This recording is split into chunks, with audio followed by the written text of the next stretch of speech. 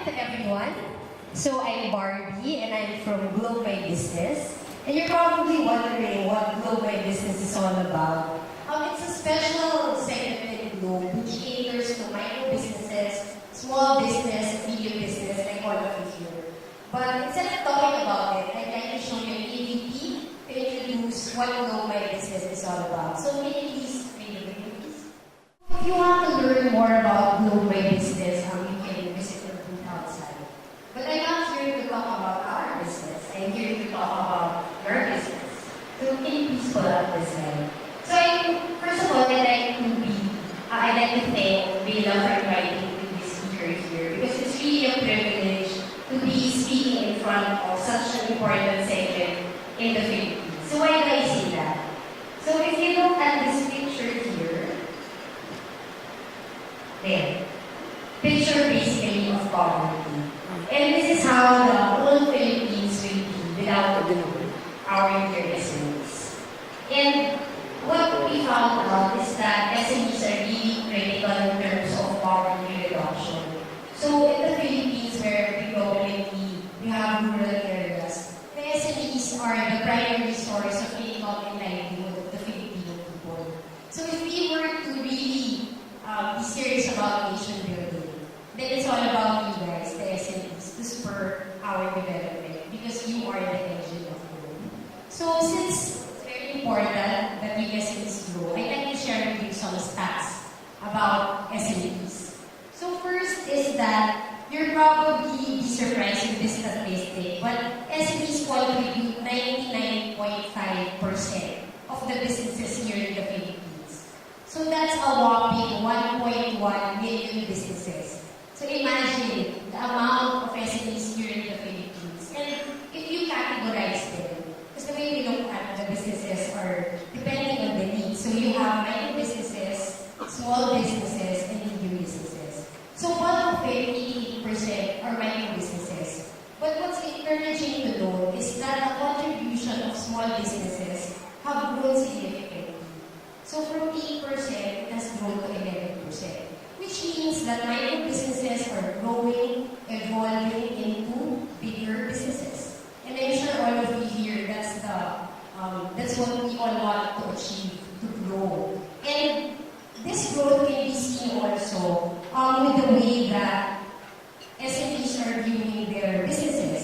So we did a research with DNS last year, and what we found out is that most of the SMEs, actually 90%, have a positive outlook about their business. Okay, they're saying that in 5 years' time or less, we see our businesses growing, expanding. So I don't know about you guys, but I'm sure you also have positive outlook about your business. And when classified, some of them were saying that we're starting, but most said that they're either maintaining their business, they're growing their business, and they're expanding their business. So that's really good news, which means that positive outlook means that we're really growing the SME market. And because of this growth, SMEs contribute 30% of the nation's results or output. So it's really the backbone of the Philippine economy. And in fact, you're employing 65% of the workforce here in the Philippines. So we've also seen some trends that are happening in terms of the SME, and I'd like to share them with you because it could be useful in terms of running your business. So first trend that we see is that SMEs are already thinking global. So as you know, with the internet revolution, it has really changed the way that businesses are being managed. So with the onset of internet, it has broken down geographical boundaries. And what SMEs are doing, and you could probably attest to this, you would search for products and services in the internet to really find products that are unique and can give you a competitive edge and will differentiate your services from the services of others here in the Philippines. And of course, since one pain point is cost of goods, some SMEs are also using the internet to research about suppliers, foreign suppliers that could lower down the cost of goods. So internet has become a very very important tool for some of the SMEs. Then second is the power of informal networks. So this validates today. It's very important that you take this opportunity to network among your colleagues and peers.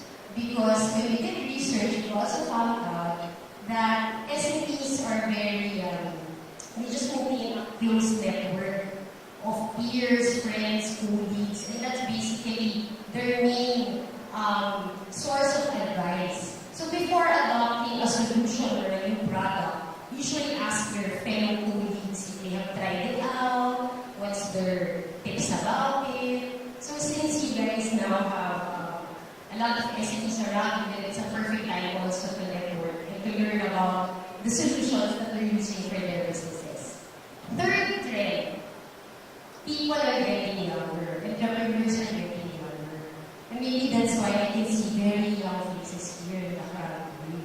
So, before, all of the SMEs are around 35 to 45 years old. But now we saw the contribution of the younger SMEs, 25 and below, to be increasing. So what does that mean? It means that as entrepreneurs get younger, they are more tech savvy. They are more open to innovation and technology. So which has an implication of maybe traditional SMEs also have to evolve to be able to be more competitive against the younger SMEs, which are basically employing technology innovation in their businesses. And then fourth trend that we're seeing, before, when you ask an SME, I want to grow my business, the way that expansion is done is that they go into different industries. So for example, they're in the retail industry. They would move to another industry, like maybe accommodation or food. But what we're noting as a trend now is instead of getting into different industries, how SMEs are expanding is that they're branching out. So they're really focusing on one industry and branching out to other industries. Which points to the fact that there is already some expertise being built because they're already focused on one industry, which makes it probably more competitive. And I know you guys breathe and live competition every year for your license. It's not really easy to be in this industry. Like to share with you, my husband is an entrepreneur, and maybe like 4 years ago, we had a lot of branches of small pharmacies. And through the years, what we had as a challenge is that the big drugstore chains, every time we open a new pharmacy and we're doing well, we're very profitable, they would open a big pharmacy chain in front of us. So that happened in the last 3 years, and maybe you can relate some of your businesses. But we were forced to close down a lot of branches because we felt that we didn't have enough resources or tools to compete with the big drugstores. But looking back, and we're thinking, did we do enough? Were we very resourceful in terms of looking for tools and solutions to be able to compete with big companies? And maybe looking internationally, what we saw is that the way that SMEs are coping with these challenges is that they're really adapting innovation and technology. So this slide is very busy, but bottom line key message is that the way SMEs are surviving globally is to adapt innovation, technology, and really digitalizing themselves, transforming themselves from a traditional SME into a digitalized SME. So that's the way we can sustain growth for this kind of innovation. And when we look at digital penetration here in the Philippines, although it's been increasing, in fact, among the ABC, the digital penetration is already at 60%. But when you zero in on SMEs, unfortunately, we're still lagging behind. So penetration, it's very here, but penetration of digital SMEs is only 21%. And if you look at connectivity products like mobile is medyo saturated already. But if you look at broadband, this is broadband at 21%. Business solutions is 4%. So the adaptability of connectivity is not very strong in SME. So it really points as an opportunity for us to really step up and have communication tools because this is essential to growing our business and it could provide us a competitive advantage. So I know that competition is one of the top pain points, but it doesn't end there. As SMEs, we have a lot of pain points. So first, probably be products and services. Are your products differentiated? Do they have a competitive advantage?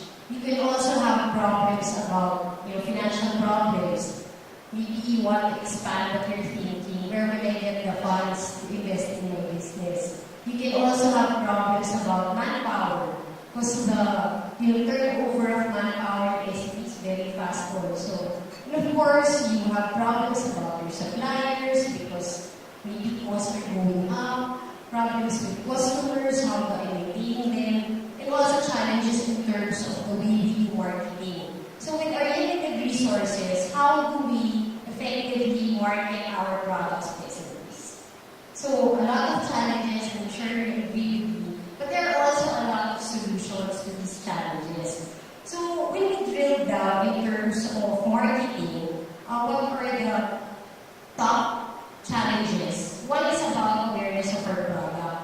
So although our businesses may be very good, offering a lot of very unique services, if no one knows about it, then the opportunity to grow is not there. So how do we create awareness for our products? And how do we even ask customers to consider our products? Because customers would not just adapt or buy any product. You have to earn their trust. And once you earn their trust, then you can induce trial. But it doesn't end there also. If they try your product, how do you induce them to come back and to keep trying your product or services? So these are the marketing challenges. Yet, SMEs have not yet fully embraced the digital solutions. So maybe we can look at and you can relate to why there are roadblocks in terms of becoming digitally engaged. So there's a lot of reasons put here, but for me, the basic challenge in embracing digital is that at the start it seems so daunting. So what is this digital age? What does it mean to be a digitalized SME? So bottom line is, we don't know where to start. How do you start to become a digitalized SME? Awareness of the digital solutions or digital marketing tools that is in the market. I don't know what digital marketing tools are, so how can I adapt them? Then there's also a challenge about expertise. So I know Filipinos are not very fond of reading thick manuals, or since you're very busy also, you don't have the time to research about all of these digital marketing tools. So with the lack of expertise, it becomes a barrier to us also. And of course, some feel that digital is very expensive, which it is not, but it also becomes a barrier. And also, simplified offerings. So maybe some of the solutions that you are seeing in the market, you feel that it's not for an SME. Maybe it's for a large enterprise and it's very hard to understand, it's very complex. That's why there's also challenges in terms of adapting these solutions. So if they're not into digital, what are SMEs doing right now? So maybe some of you are employing these tactics as well. So either we just wait and see. Second is maybe you're doing some BPL activities or below the line activities like flyering, creating word of mouth. And third, for those who are very aggressive, they may be advertising in print or in radio, I don't know. But there's also an opportunity, as I said, for adapting digital marketing solutions. So, with the onset of digital marketing, maybe you're asking, would digital marketing replace all of these traditional marketing tools that we have been used to in the past?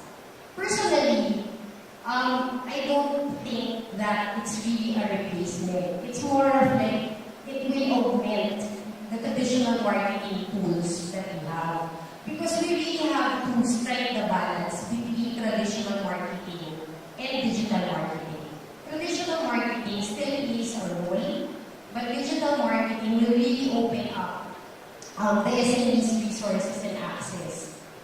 be able to spread awareness and to be able to address the problems or challenges that we have. So, there's no hard rule in terms of what percent maybe you will allocate to traditional versus what percent you will allocate to digital. It always boils down to your target customer. So what is key is that you have to know your target customer. What do they do? Where do they go? What are their touch points?